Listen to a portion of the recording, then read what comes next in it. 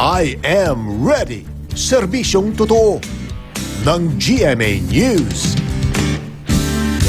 Patuloy na nagdadala ng malakas na ulan at thunderstorms ang low pressure area sa ilang lugar sa bansa. Ayon sa Pag-asa, apektado nito ang Caraga Region, Zamboanga Peninsula, Eastern at Central Visayas, pati na rin ang Bicol Region. Posible pa raw na magdala ng pag-ulan ng LPA sa mga nabanggit na lugar hanggang sa susunod na 3 araw. Inirekomenda ng ahensyang maging alerto ang mga nasa Eastern at Central Visayas at Mindanao. Pinapayuhan ng lahat na manatiling alerto sa posibilidad ng flash flood at landslide.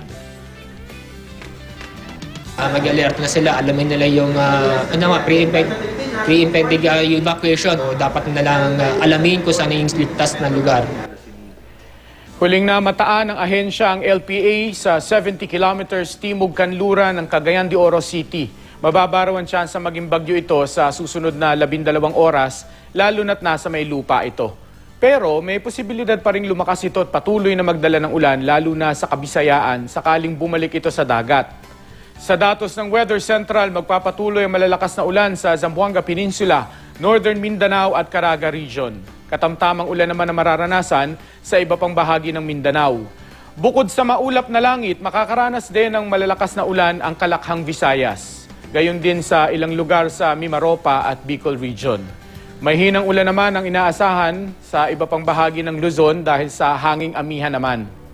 Para sa ibang update, bisitahin ang GMA Weather webpage, Twitter at Facebook page.